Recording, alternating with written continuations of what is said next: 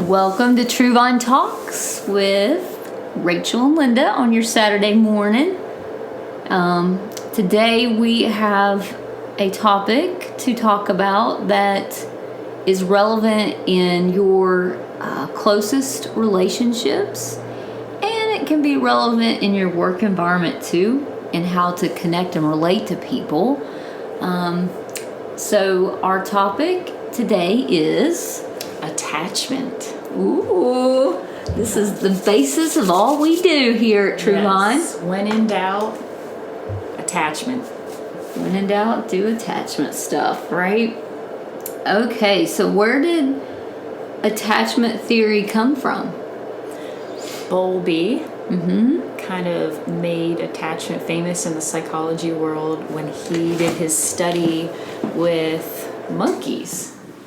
Correct? Was it I monkeys? think it was monkeys. Oh, okay. Tell me more, because I thought he was in an orphanage, but he probably did the same thing. He may have done some of that too. I could be getting confused. I just told you before we started I'm horrible with names. That's okay.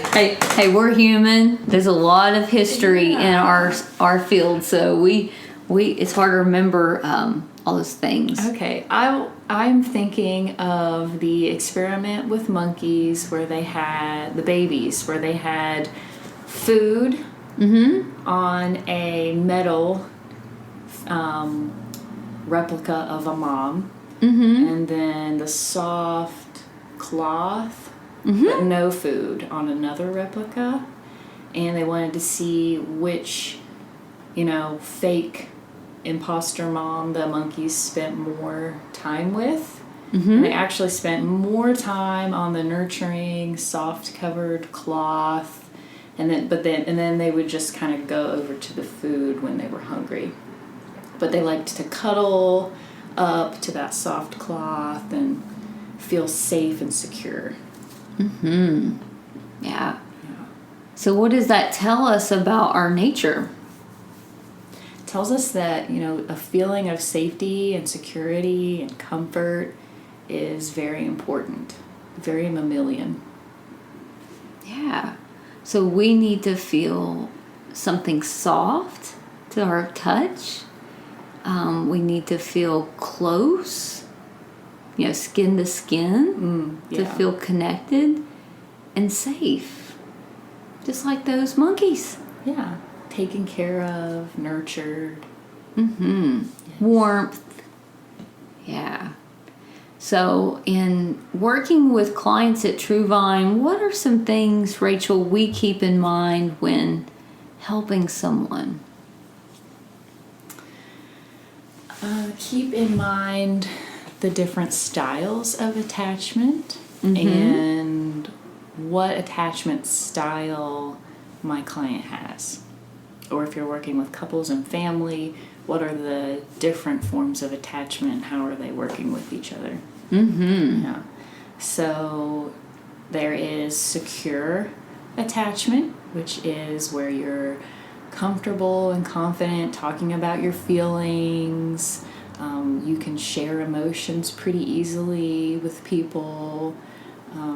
You don't worry that they're gonna leave you or not reciprocate the feelings that you have for them. You're fairly confident in your relationships. And then you want to describe anxious for the folks listening? Oh yeah, I'm an anxious pursuer myself. So I want to let you guys know I do this a lot. This behavior looks like I'm constantly calling, texting Charlie, what are you doing? What's happening? Are you there for me? Can I reach you?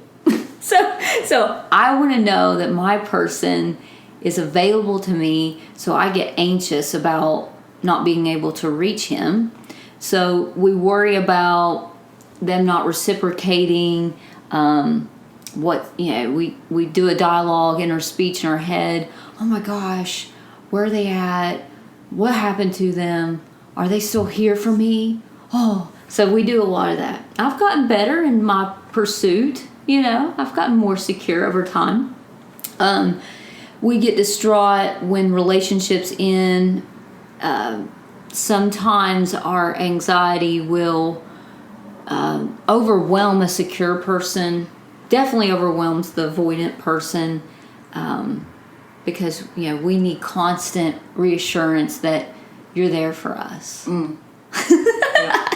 So we're probably checking in a lot. Rachel probably experiences this from me as her supervisor. Are you okay? Are you there? So, our anxious pursuers, they have such big hearts and they want to know that people are there for them. But they need to know they have access to people. So, the person they care for the most. Right. Yeah. And then we have the avoidant type. How would you describe that type of attachment style? So, avoidant style is actually probably what I revert to. Yeah. If I'm not doing my self-care, taking good care of myself, I'll become pretty avoidant. And we need a lot of space. We don't want people relying on us for anything. We just want to do what we're doing, be left alone. Not real touchy-feely, lovey-dovey. Avoidant folks don't like public displays of affection. Interesting. That's true. So that, in my relationship, was something that I'm much better at now. Cool. I did not like public displays of affection at all. I just didn't grow up around that. Holding hands and cuddling was something that you just did in the privacy of your own home. But I'm a lot better at it now. Especially after learning about attachment in counseling and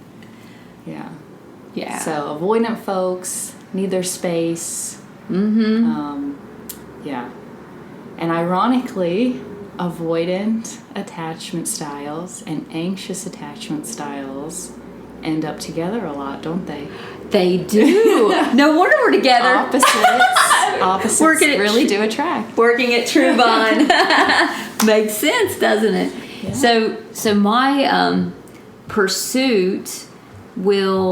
my anxious pursuing will bring the withdrawer in. That makes them move towards me, and then we start to create a unique bond in that, and it's so cool how that works. But then the avoidant, sometimes they'll feel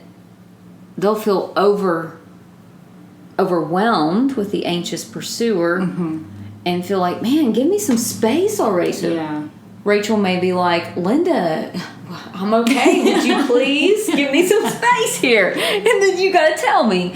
So that's good to be open about what's happening for you in your bonds, wherever they be, at home, at work. It would help the work environment even if people could be like, I'm overly pursuing you and I see you pulling back. So what's happening for you? Yeah. No one talks that way though. Only us at True Bond talk this way. So, these types of attachment styles were observed, like Rachel nicely mentioned, was the psychologist Bowlby. He found that kids in the hospital, when they were sick and their moms weren't allowed to come in and be present with them, the kids would get more sick. Y'all correct me if I'm wrong. I think I understood this correct. Yeah. And he noticed this happening, and he said, this is ridiculous. Why do we make the moms go home when their kid is sitting there with an illness? And he sort of observed this happening and sort of, said, this is nuts. Why is the one that matters the most not in the room? Yeah. So the symbol of safety and security is gone. Yeah. And so, his work and Ainsworth's work in these hospitals, I think they did several studies from what I understood in the readings, came to the conclusion that people, children, they need their moms present to get better quicker. Obviously. Yeah. And so the theory before that was that, we want to create autonomous robots without any need for others. And that's a lot of where our society lands is self-actualization, which is a good quality, but you can have that if you have a secure bond. You can be self-actualized if you have someone safe to be there for you. So, the thought was, don't reach for your baby if it's crying. Let it cry it out. Let it self-soothe. Yeah, right? So, that theory was common up till Bowlby and Ainsworth's work. And I don't remember who the guy was that did that work. So, who thought, we should be autonomous, self-sufficient, self-reliant, all these things that's in our modern culture, it's still kind of present. Yeah. But what has changed with the hold me tight language and Susan Johnson's work? Since we went from self-reliance, now we're into others, depending on others, what's the difference between self-reliance and being self-dependent? Ooh. Is it self-dependent? Or dependent on others? Sounds really good. I like it. Dependent on others. That's the proper word, yeah. Okay. Other dependent? Other dependents. Is that it? Mm-hmm. Okay. I think Sue Johnson talks a lot about, of course we need other people. Mm-hmm. Like we're social beings. Mm-hmm. And, from cradle to grave, I need someone who is going to help me feel safe and supported and encouraged. Mm-hmm. Yeah. Are you there for me? Yeah. When I reach for you, will you be there? That language. Yeah. Yeah. And so in doing, in doing her couples sessions, she would tape those and observe what was happening, the dance that the couple was doing, and she come up with the idea that they're protesting their need for that person to be emotionally accessible for them, like your mom or your dad should be when you're growing up. Mm-hmm. So when you leave your parents, you bond with someone. Right. For life, like eagles. They're monogamous. They bond with one mate for life. Yep. So you, of course, need someone to be there for you. And so her model has changed the way I approach clients and the way I approach families and couples. And what might our listeners want to know more about when it comes to their attachment style? I think it's important for the listeners to know that your attachment style can change at any age. Yeah. So if you are really, really anxious or really, really avoidant, that's not going to be, have to be the way that you interact with others the rest of your life. But it does take a lot of time and effort to become more secure in your attachment. So do you want to share a little bit about what that process of becoming more secure is like? It's hard, but it is doable. Yeah. And working with individuals using EFT is novel. They haven't come out with the book yet, but I've been sort of using what's called the empty chair technique. And I know, Rachel, you use that sometimes too. When you're working with an individual and they're wanting to understand a little bit about, why do I always pull away? When I get close, I always pull away from this person, and I just don't feel safe being real or opening up. So, I like to go back. Hey, what was it like when you were a kid? Who did you reach for when you got hurt? And they might say, well, I really just went outside and pet my dog. Oh, yeah, you get that. I had a client that it was their cat was their secure attachment. Yeah. So their closest bond sometimes was an animal. which goes back to the monkey with the cloth. This is warm. This is soothing me. And that's bringing water to your eyes right now. It's just proof that we're not meant to do life alone. We need someone or something. I appreciate your passion. Yeah. Thanks for being vulnerable. And Rachel's accessing her, what we call her primary emotion right now, which is... Yeah, my limbic system, my amygdala's getting all lit up. Yeah, she's feeling sad that sometimes, our clients, they struggle so much that even their cat is what comforts them. So in working with, your client, or in thinking about your attachment style, it is important to go back a little bit and say, who was there for me?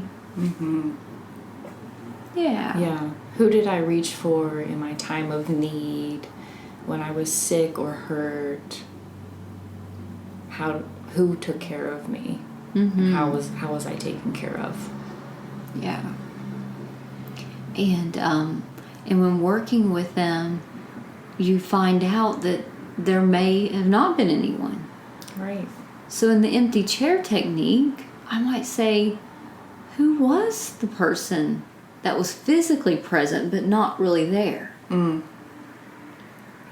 And who should have been taking care of you but couldn't for whatever reason? Because their attachment style was avoidant. Yeah. Or disorganized. We're not going to talk about that one. It's too much. It's too complicated for today's 101 session. Yeah. So, and thank you for being vulnerable. That's good. Yeah. And that's part of it too. We as counselors, we're vulnerable to this stuff too. So we're very much open about what we're experiencing in session with you, and we're collaborating with you. So you had no one there? Oh my goodness, that must have been so scary that you had to figure out how to soothe yourself when you got hurt. You had to put the Band-Aid on. You had to clean your own wound. You had no one. You want to validate for them that they had nobody really be there. Yeah.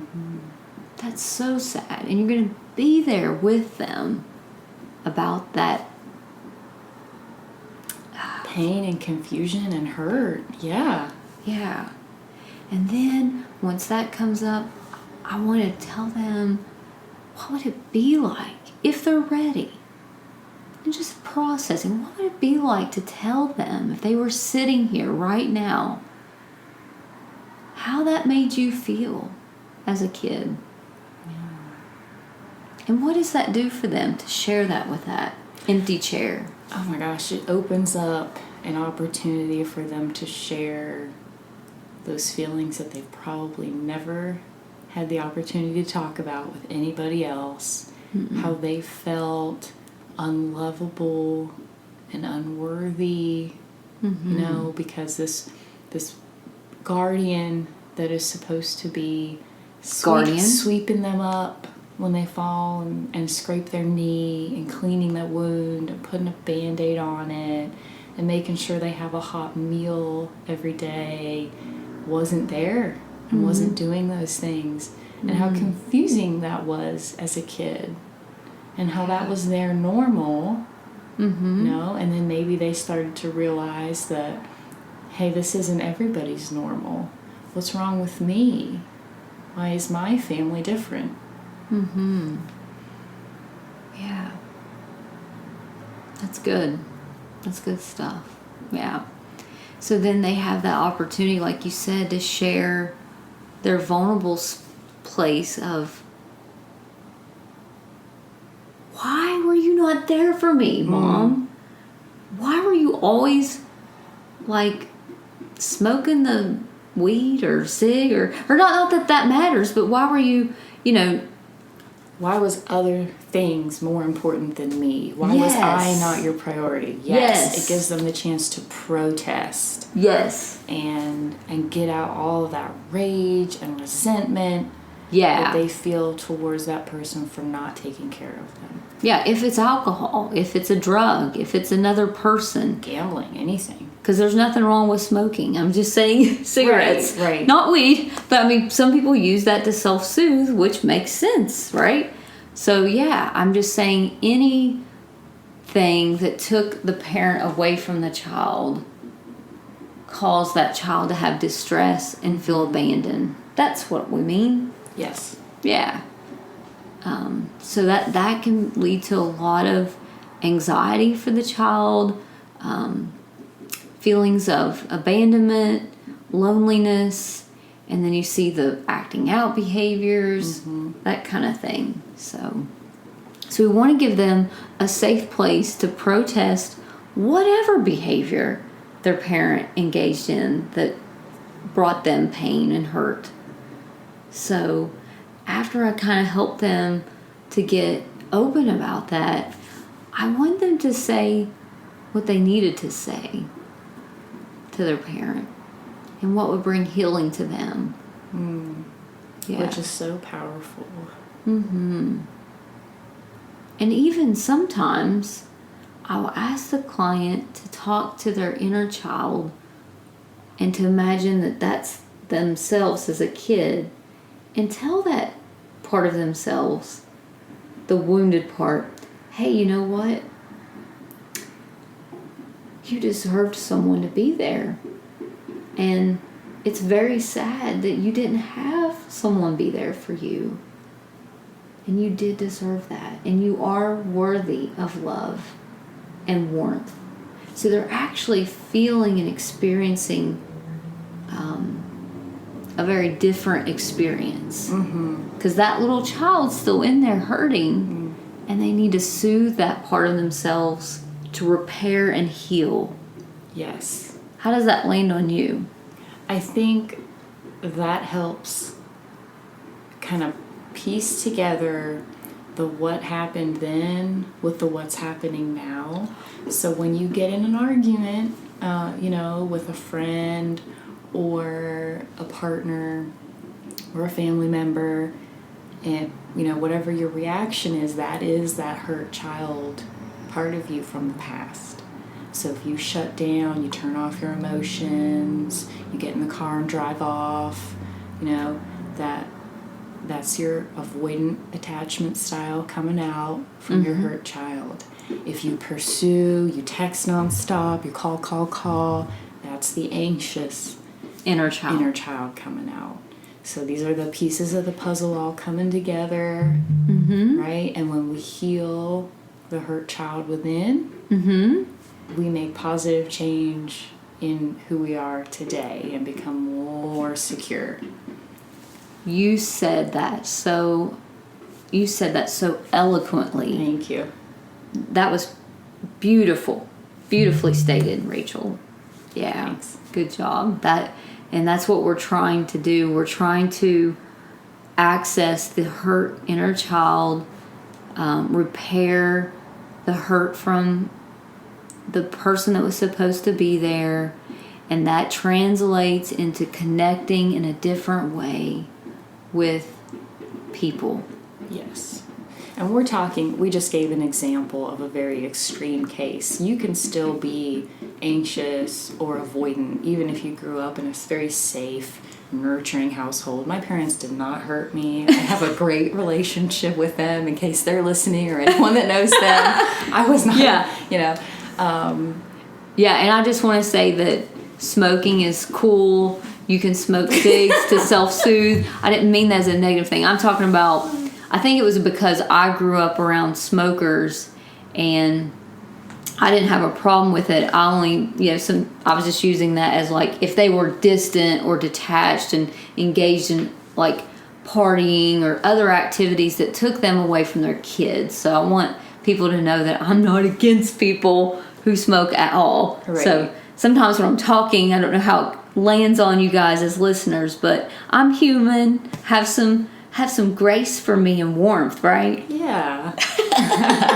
But as a child, anything that you see your parent doing that's distracting them from attending to you, can be viewed as like, oh, Negative. That's more important than me. Yeah.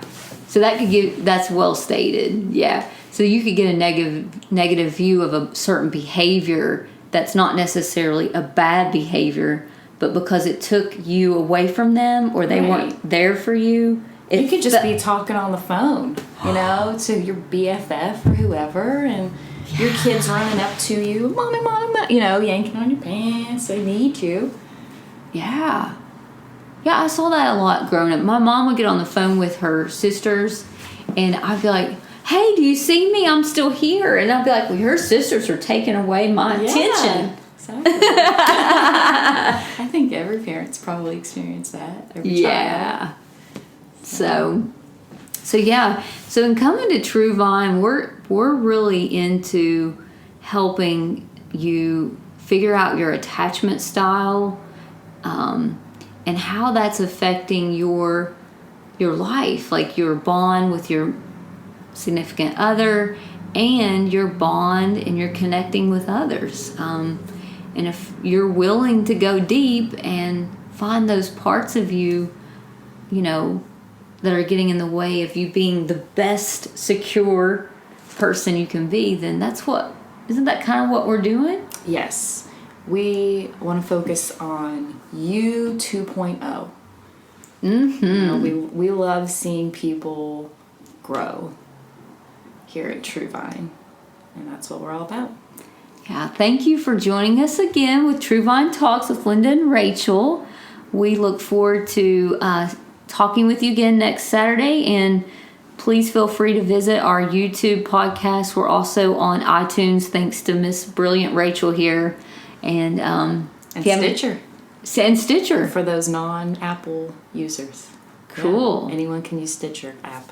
And if they want to get an appointment with you, Rachel, what's the number to reach you? Yeah, 304-991-4940. Cool. Yeah, so give us a call and we'll get you scheduled in with us. And if we don't return the call right away, that's because we're in session. But we will get back with you. Yeah, just please leave a message with your name and a good time to call you back, so we're not playing phone tag. Yeah. Thanks for joining us and have a good weekend. Bye. Bye.